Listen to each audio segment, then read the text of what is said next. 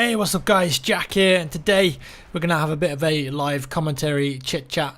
Got some BF4 gameplay in the background there from last night. We had a few really nice rounds actually on a few different maps, just playing with Tommy and Bong from Two Angry Gamers, and there's some good stuff in there, so I thought, well, I don't want to use the live commentary from the game because I've got some other stuff to talk about, made a few notes, so yeah, let's get into it. First off, I know you've probably heard this on social media over the last couple of days, but it is absolutely scorching hot in the United Kingdom right now, and it's not hot compared to other countries. Like, it's only like 32 degrees C, but that's pretty hot for the UK, and we don't really have air conditioning here, so if there's no breeze, I'm sat in a room with a high power gaming PC putting out a lot of heat whilst I'm working away, rendering or recording videos, and there's just sweat everywhere, guys. It's in all the cracks. Sorry. Ooh, yeah, it's everywhere, man. But you know, AC in the UK probably isn't worth getting because it's going to cost you a couple £1,000, maybe more than that, depending on what sort of house you live in. And as summer only lasts like 2 weeks, so is it worth it for those 2 weeks? Probably not. You're best off to just sort of like grin and bear it. I went to Tesco, which is a supermarket, 3 AM in the morning last night, and bought like 2 massive bags of ice. So for now, that's my air conditioning, man. That's going to sort me out. Anyways, I'm going to stop complaining because generally life is pretty good, you know. There's plenty of people with a lot more to complain about than a bit of heat, so I'm all good, man. Anyways, right, I need a new phone. I had a Samsung Galaxy S3, and I've had that for 2.5 years now, and a couple of days ago it finally bit the bullet. It was like, it just popped up and said your memory or your data has been corrupted. I was like, okay, and I sort of expected something like that to happen because over the last month or so the battery has just like been awful. 2 or 3 hours and it would die, and the screen was like flickering a bit. But so I had to like format my phone, and most of my contacts and everything on my pictures were saved on the phone, so I've lost all that shit, which I'm kind of pissed off about, but nothing you can do about it. So I need a new phone, and yeah, I don't really know much about phones. Like, all I care about really is being able to watch YouTube videos, check my Google Mail, Gmail, and look at tweets. That's pretty much all I care about. And I know people say, oh, you should go for like a Samsung Galaxy S6 or an iPhone 6, but I don't really know if I need to spend that much money because I'm not like a super techie phone guy, if you know what I mean. I just want something where I can do Twitter, YouTube, Google Mail, and something that's got a decent battery life. So if you guys have got any recommendations, let me know down in the comments below, because I'm looking to buy one, and yeah, that'll be cool. I know phones aren't that interesting, but some people get really involved with them, and you get like massive fanboys and fangirls. But yeah, just find me something that's okay, good battery life, and I can do that sort of stuff with. Right, next, E3. Obviously E3 was a couple of weeks ago now, and I did a few videos on the stuff that I played out there, captured like Rainbow Six, The Division, Battlefront. But there are some other games that I also played and I haven't really talked about, so I wanted to do sort of like a little roundup of my my other games of E3 that really caught my interest. Maybe other games that I played as well. So we're going to start with Mirror's Edge. Mirror's Edge is a reboot of the original Mirror's Edge, I guess, and it's gone really open world, and this surprised me. You know, when they announced that they were doing a Mirror's Edge game, I just thought, okay, so it's going to be on Frostbite 3, so it'll look great, but it's probably going to be very linear, just like the original game was. But it just came out of nowhere and went, hey, it's open world, there's no loading, you can go wherever you want, do whatever you want. So that's pretty neat. I actually played it at E3 as well, and it's nice. Like, the free running is just as good as it was in the first game. I think that's one of the best things about the first game anyway. It was just how smooth the free running was, and the combat's been improved as well. There's absolutely no guns in the game that you can use either. The guns in the first game were a big negative of that experience, but now they've removed the guns. It's much more focused on you keeping movement and dodging bullets and just smashing people in the face. And they've also developed the characters and the story a lot more. You know, Faith as a character is actually a pretty interesting, cool character, but in the first game you didn't really see her, apart from in a couple of the cutscenes and the comic book cutscenes, which were kind of bad. So it looks like they're actually developing her character more, and you'll get to see some of her history, what that world is like, because it's sort of like a totalitarian 1984 style sort of world from what I can tell. So that's going to be cool. Black Ops 3, I actually went to an event on the Monday evening, I think it was, and I played Black Ops 3 for about an hour, just solid in an hour, and it's cool, man. Like, it was on PS4, so, you know, I'm a PC gamer, but I do have PS4 and Xbox One as well, and yeah, it is sort of more of the same. It's a bit more grounded than Advanced Warfare. Like, you can't do crazy high jumps or boosts. I mean, you can do little boosts, and you can run on walls and stuff, but I feel like the Black Ops series has been probably my favorite out of the Call of Duty games since Modern Warfare. Like, Modern Warfare was obviously like a brilliant modern military game, and it was a bit arcadey. It was just really fun, and for the time it came out, it looked incredible. But Ghosts was kind of bad. Advanced Warfare was good in my opinion, but there wasn't enough variety in the gameplay there for me. Like, it didn't change enough. But I sat there for an hour playing Black Ops 3. It was stuff like hardpoint, kill confirmed, and like Call of Duty games just do those game modes really well, and it sort of hooked me back into it. I was like, God, like it's addictive, man. You want to play it some more. So hopefully I'll be able to get hands on with the PC version of that soon, because apparently they've got like a dedicated PC team for Black Ops 3 this time around. So it's going to be interesting to see if they follow through with those promises and actually deliver like a cool PC Call of Duty experience again, because I feel like we haven't had a good one since probably Black Ops 2, because Black Ops 2 was actually pretty good on PC.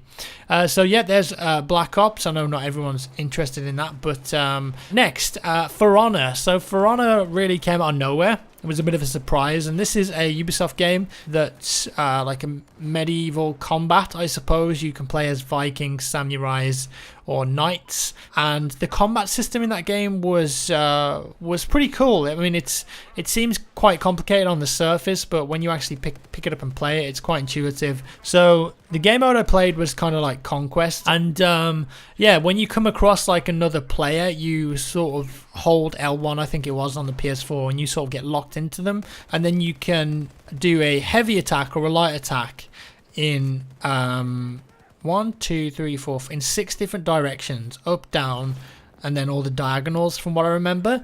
So you can do heavy and light that way, and you can also block in all those directions, and it was quite technical really. And you can also do a parry, so you can like get rid of someone's block and then open them up to a strike. It was pretty neat actually, and graphically, again, like, this was something that Ghost Recon I think did very well. Like, they released the trailer for that new Ghost Recon game, Wildlands, and I actually went to see like a live demo, and I thought, well, maybe the graphics don't look as good, but they actually did, and it was the same for Honor as well. Like, graphically it looked great, and the gameplay was cool too. I'm just sort of hoping there's a lot more game modes, because I can see that game mode getting quite stale after a while. Obviously Fallout 4 as well.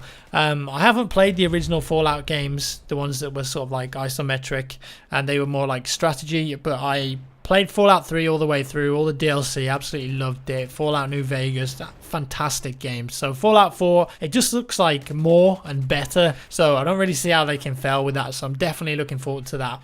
Also, there's a game called Horizon Zero Dawn, which was like a apocalyptic version of Earth that's been overrun by these robotic dinosaur things, and the weapons you have are sort of like a mix between primitive and futuristic technology. And this is by Guerrilla Games. They're the guys that made Killzone, and graphically it looked great, and it's just cool that studio is getting to expand their horizons a bit. See what I did there? And make something different than just a first person shooter, because if you watch the gameplay trailer for it, it actually looked pretty neat.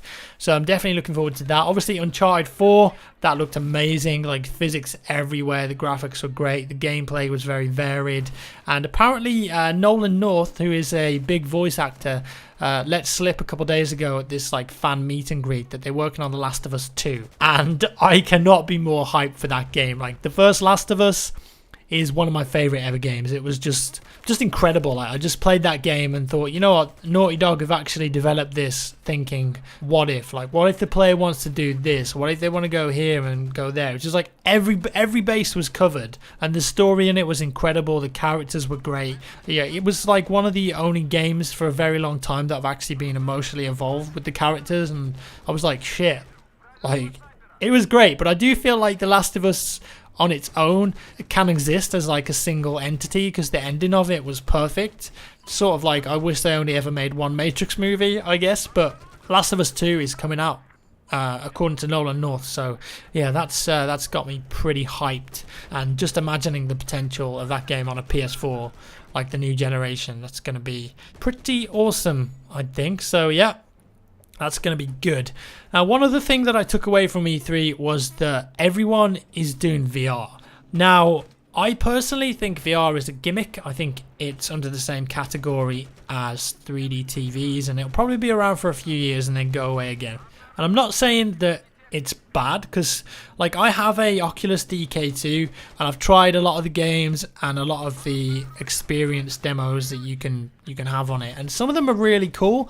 Like the ones where you're actually sat down and you're not controlling the character, you're just looking around, that's actually pretty neat. But the ones where I'm moving and I actually control the character specifically, like, I can't help but not feel motion sick. Like it doesn't work. And normally I'm okay with this stuff, but I think it's just the fact that something's covering your face and it's hot and sweaty, and you can see movement, you know, you can hear things that are going on, you can see it completely covers your vision, but your body isn't actually perceiving the movement. So it goes, well, hang on a second, there's something wrong here, and makes you feel sick. And I've tried, and after about 10 or 20 minutes playing a game where you move around wearing the Oculus, I just feel incredibly nauseous and I have to put it down, and it makes me feel sick for like the entire day. I think that's going to be the same for a lot of people as well. Like, a lot of these new gamers that have never tried VR are going to put it on, and the experience demos where you sat still, yeah, I can see them being popular. Even for stuff like pornography, I know that's not what it was made for, but I can see that being very popular as well. But games where you're actually moving, I just can't see it taking off, because of just the way our brains work, to be honest. I think it's always going to make you feel relatively sick. But of course, if you can wear a VR headset or glasses, like I think it was the Microsoft HoloLens that are doing this, which doesn't completely cover your vision, but instead creates like augmented reality things in the world that you can see, and you can still walk around. Like, obviously that's not going to make you feel sick, because your body is still moving, you're perceiving the movement as well as seeing stuff. I remember seeing a concept video a couple months back for a new type of arcade where you wear like a VR headset, but they've actually built an environment that you can physically walk around, and the VR headset syncs up with that. So as you're moving around and shooting at things or pretending you've got a sword, it's actually happening in front of you, but you're moving at the same time, so you're not going to feel sick. And obviously you're moving, so that's going to be a much more immersive, exciting experience, I suppose. But yeah, there's just so much VR, like the Valve HTC Vive, the Sony Morpheus, I think it's called. You've got the Oculus, Microsoft, the HoloLens thing.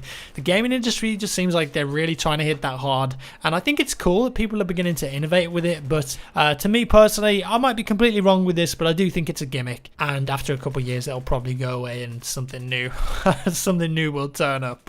We're coming to the end of the footage now, so I'm sort of running out of time, but I wanted to say, I did mention a couple of weeks back the PC build video. I'm doing two of them, high-end gaming PC and a budget PC. I actually went out and bought some proper studio lights and backdrops, so hopefully the quality of the video is going to be extremely good, so you can see exactly what's going on. And hopefully if you're new to PC gaming, it's going to help you build a PC rather than maybe go out and buy like one that's pre-built, whatever. It's an interesting video anyway, and hopefully it's going to be educational and interesting to some people. There we have it, guys. Thanks for watching. Let me know your phone recommendations down in the comments below, please. I'd love to get like a wider variety rather than just Galaxy S6 or iPhone 6. So let me know what you guys think. As always, thank you ever so much for watching, guys. It's so awesome that I can sort of do this as a job and have like an audience out there. So I really do appreciate you viewing and commenting on my videos. You guys are all awesome. Stay safe, give me a thumbs up if you like the video, and I'll see you in the next one.